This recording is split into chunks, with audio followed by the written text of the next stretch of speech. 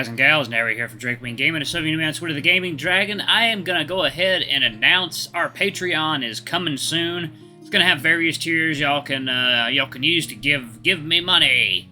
Give me money and get some awesome stuff in return, like access to our private Discord server and full uncensored videos on Patreon.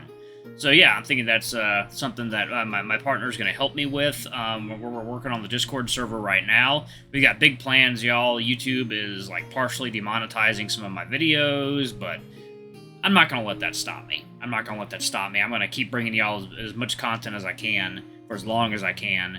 And if we can have our own little community on Discord and have a full uncensored videos up on Patreon, hell, more power to us. But anyway, y'all, let's go ahead and jump right back in. Alarm Chan, you are up, and let's go. Alright. Boss, did you see that? I told you it would work. Look at that bird. He even has gold on his face. Yeah, I saw that, Jacka. Well done, boy. The voice coming from behind us could trigger an avalanche. My first instinct is to tell myself that the guy who just spoke would make one hell of a baritone. My second thought is that we are in big trouble if he is as huge as his voice suggests. When I turn around, I have confirmation that both of my thoughts are correct. In front of me stands an absolutely gigantic bull with a sword resting on his shoulder. He smiles cruelly at me when our eyes meet. Next to him is another husky, also smiling. For now, there are 3 of them, but there might be more. Damn, we're screwed. My prey instincts take over for a brief moment. The only thing on my mind is to flee right now, but I have no escape route, no place to run. A brief glance at Akhet also informs me that I probably can't expect anything from him. The Falcon looks absolutely terrified. The weight of Erwin's sword reminds me of its presence in the wolf's teachings. I don't think I can beat 3 opponents at the same time, but I could hurt one of them and run. I'm pretty quick, and Falcons are supposed to be too. It could work. That's on the assumption that I'm able to win against one of them before the others can react. Am I willing to take that risk? Oh man, this is okay, we get a choice here. We're gonna do fight. It's probably best to just not, because that dude is enormous. Let's see what happens. No, there are 3 of them, and let's be honest, I never really paid attention to what Erwin was telling me during practice. I was way too busy paying attention to his bare chest. Okay, actually, Erwin trained me for this kind of situation after all, and if he ever finds out that I gave up without trying to defend myself just a tiny bit, I'm pretty sure he would kick my ass right away. I slide my paw into the grip of the weapon and quickly pull it out of its scabbard, pointing the tip at the bull. His reaction is more or less what I expected. He suddenly laughs right in front of me, visibly unimpressed by my sword. Oh! Did you learn to claw, little bunny? Are you sure you want to use that toy against us? He brandishes his own blade in front of him, and I can't help but swallow in fear. He's really huge and a lot stronger than me. Hope I didn't really screw up.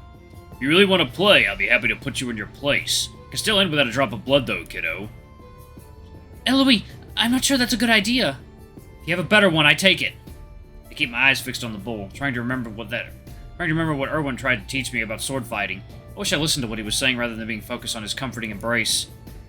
You hold onto your weapon tight, but you also keep your wrist flexible. You wouldn't want to be disarmed at the first strike. Oh, that's Erwin, yeah. And it's a rapier. Your goal is to pierce a weak point, not to slice it. You'll never win if it comes to brute force. You're quick, so rely on that strength. Easier said than done. Focus, Ellois. If there's a time when you need to succeed in something, it's now. I hear chuckles around me. Obviously, no one is worried about a rabbit holding a rapier. I have to admit that I understand them. I wouldn't be impressed either.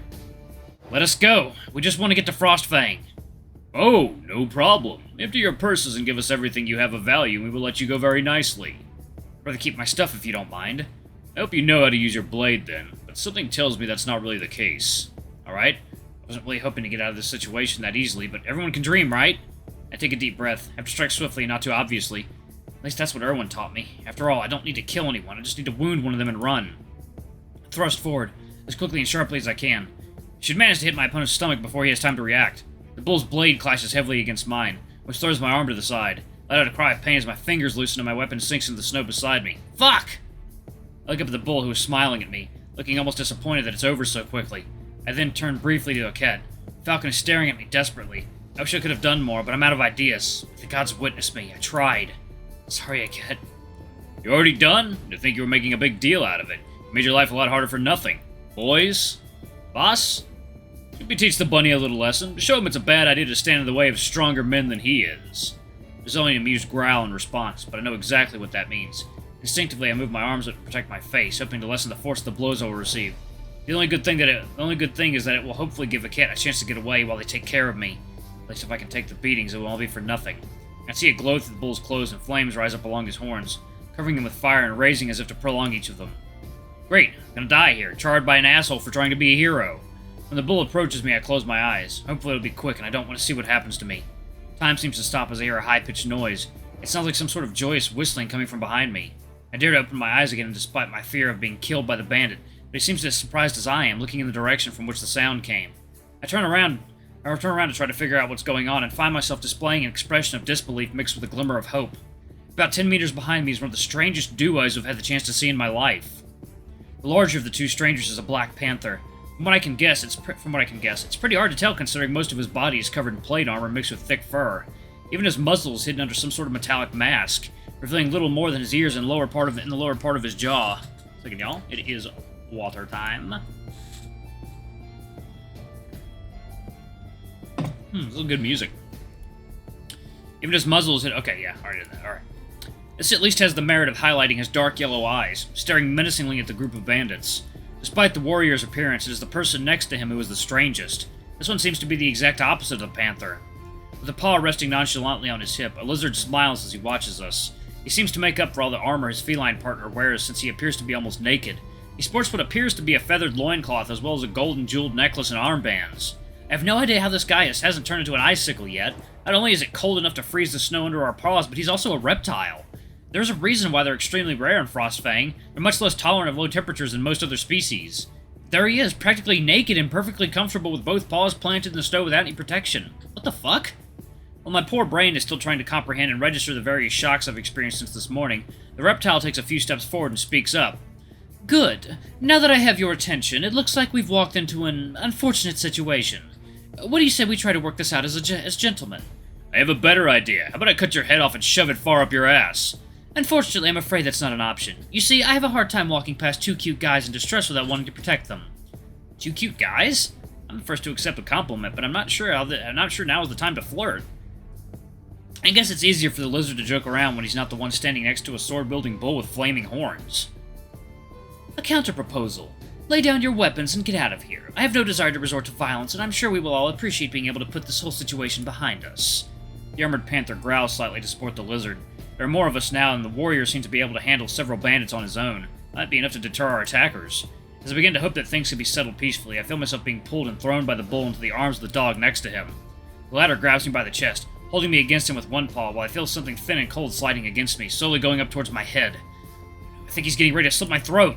Keep calm, don't move, and most importantly, don't try to bullshit your way out of this situation. I don't think you understand the situation you're in, scaly ass. Now run, and leave your jewelry here, otherwise the rabbit dies. My eyes roam around the landscape in front of me, looking for a solution. For something to do to get me out of this situation.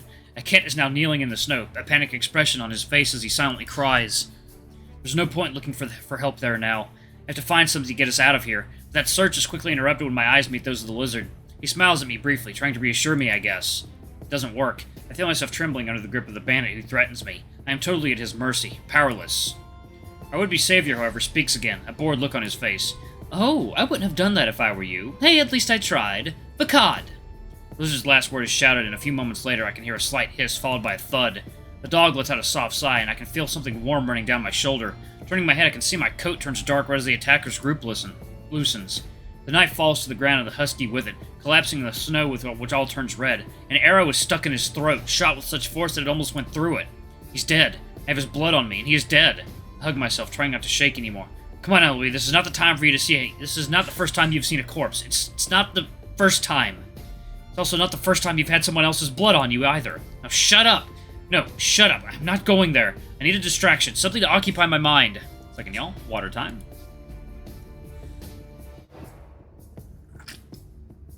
Okay. A metallic noise comes from behind me. Perfect. Exactly what I needed. When I turn around, I see that the panther is now firmly holding his longsword, pointing it at the bull. For the first time since their intervention began, I can hear his deep voice. Last chance. Last chance. Put down your weapons. There is no need for more suffering. To end up executed? Thank you, but I'd rather try my luck right now. As the bull speaks, the fire on his horn seems to intensify until it forms a single large flame that is projected in the direction of the armored feline. While I expect the panther to try to avoid the projectile, or at least activate his own brand, He just stands there, letting the flames reach him. For a split second before the warrior is hit, the fire just seems to disappear as if it wasn't there to begin with. What the? A brand eater! Oh, so that's what it is. A bearer of the brand of Arakar, god of war, whose only power is to prevent other brands from working. They're extremely rare. This is the first time I've had the chance to see one. Jaka, get out of here. I'll keep them busy. But, boss! Run! The husky lets out a growl before turning around, and he starts to run away from our rescuers.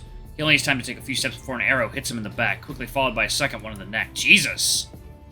Man, they were not fucking around. Just like his partner, the dog collapses in the snow after the first shot, moaning in pain before the second arrow finishes the job. The bull roars with rage upon seeing his henchman on the ground. The flames on his horns blaze even more, forming a crown of fire around his skull, heat spreading around him, melting the snow and distorting the air. I'll kill you all! Before he can do anything, the panther confronts him. The masked warrior is incredibly fast for someone carrying so much metal on him. The bandit barely has time to raise his weapon to block that of his opponent, the clash of their blades breaking the icy silence. Try to kill me first. The two warriors gauge each other. They're done talking. Now they shall let their swords speak for themselves. The swords speak for them. If the panther has an almost artistic grace, twirling around the bull while hitting the least protected parts of his body, the bandit takes advantage of his size to try to keep the distance with his opponent in order to take advantage of his reach. The bull should easily crush his opponent with his strength alone, and yet, each of his blows seems to be deflected or dodged as if the masked warrior is sliding on his steel. Seconds seem to have turned into hours in this deadly ballet, but it's clear the feline has the advantage. In fact, it even looks like he's playing with the bull, taking sadistic pleasure in inflicting small cuts along his calves when his guard is up, and then cutting his shoulders and arms when he lowers his weapon. Finally tired of this game and taking advantage of the bandit's weakening, the panther steps aside and cuts the tendon of the back of his knee, forcing him to kneel down. He brings his sword down the titan's neck to partially cut off his head, leaving it hanging by a strip of flesh, and a second slash cuts it clean. I remain petrified by this vision, so much so that I don't even realize that the lizard is now next to me. I jump when I feel his paw on my shoulder, and turn around to see him giving me a sympathetic smile. Hey, sorry about that. You can relax a bit. They will not harm you anymore. He offers me another heartfelt smile, and I wish I could join him, but I can't even bring myself to grin. There's something deeply reassuring about being around someone who seems to be in control of the situation. I think I'll be fine. Thank you for everything. He pats me gently on the shoulder, visibly trying to reassure me. The gesture is more than welcome. This day has really been a total disaster. I try to calm down as I replay the fight I just witnessed in my head. Well, the more I come to my senses, the more I ask myself if I can call that a fight. It was a slaughter. Your friend is impressive. And yet he held back. He could have finished much faster. I guess he wanted to have some fun, but the end result is disappointing. But let's focus on you for now, okay? He winks at me, probably to try to force my attention on him. Not that he needs much to catch my eye. He's more than pleasantly built, and his outfit leaves little to the imagination. Oh. 1 second, y'all. It is water time. He dips his paws in the snow, keeping a fair amount in his cupped hands. Within seconds, only steaming water remains. Great, another Argon's brand user. Looks like it's their day. I doubt you want to walk around with blood all over you for the rest of the day. It's not going to wash it all away, but it should make you a little cleaner, unless you prefer the bloody savage style. He laughs briefly before pouring the hot water over my blood-soaked shoulder. Without waiting for an answer, I'd like to avoid getting even more soaked than I already am, but he has a point. I'd much rather not have this on me. As I rub, I wince slightly at the thought that this blood is from someone else, not that I would like it to be mine either. Once the cleaning is done, I turn my head to look at the panther, who wipes his blade before slipping it into his scabbard. You know, this would be a good idea to take care of your companion. He doesn't look great. My companion?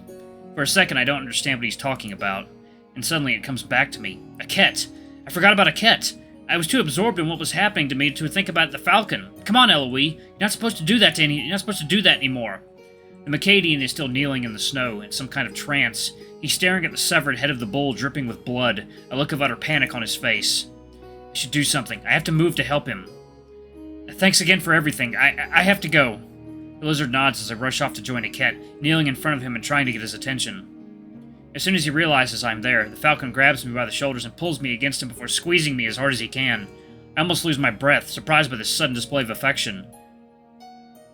Ellois, I was so scared. I couldn't do anything. I did not know what to do. I could not help you, and I thought that... I'm gonna let him talk for now, while I hold him in my arms, gently stroking his head. I don't think Akhet really needs me to say anything right now. He mostly needs to let all his tension and fear out. More than anything, he just needs me to be there.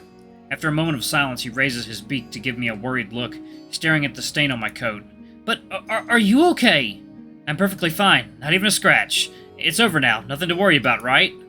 What if there are other bandits? What if there's something else?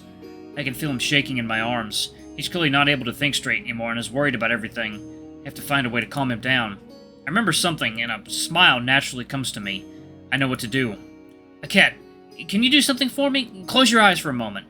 But I don't see how that would help. Trust me, okay? I promise you'll be fine. I wait to make sure he does what I ask. I then clear my throat before I start singing. It's been so long, I hope I am not going to make a mistake in the lyrics.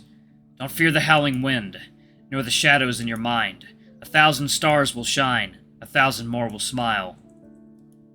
Here comes Argon and Ilaria. Here comes NeveN and Manasseh. There is no night without morning, and soon the sun will be soaring. I repeat the lullaby over and over again, as long as I feel Akhet trembling in my arms. Astonishing. I haven't heard it for probably over 15 years now, and it came back to me as if I had sung it yesterday. It's strange, the way my memory seems to work. I feel Akhet's grip loosen slightly as he relaxes in my arms, and I stop singing. It's a nice song. You have a really beautiful voice. Thank you. I told you I was going to win the contest, didn't I? I wink at him, glad I managed to calm him down, at least a little. If it hadn't worked, I honestly have no idea what I would have done. And for the song, it's just an old lullaby from my home region. My grandfather used it to sing to me when I was a kid. Whenever I was afraid of something, he would tell me to close my eyes and listen, just like I asked you to do. It seemed to work on you, too. I guess, thanks, Ellois. I'm sorry, Hey, believe me, we all lose control sooner or later. You don't have to apologize. I wink at him before looking away, coughing slightly. There's one last little detail to take care of. So, not that I don't appreciate the hug, but I must admit that I'm starting to get cold with my ass in the snow. How would you like to let go of me so that we can stand up together? I have the same immense pleasure of seeing Akhet blush deeply as he lets go of me as fast as he can. Hey, he can be cute when he's embarrassed. Alright, y'all, I'm gonna go ahead and pause it right there. Thank you all so much for watching. Don't forget to like, comment, subscribe, ring that notification bell, leave a super thanks, or tip if you can, it always helps. Until the next video, I love you all. I'll see you next time. Bye-bye!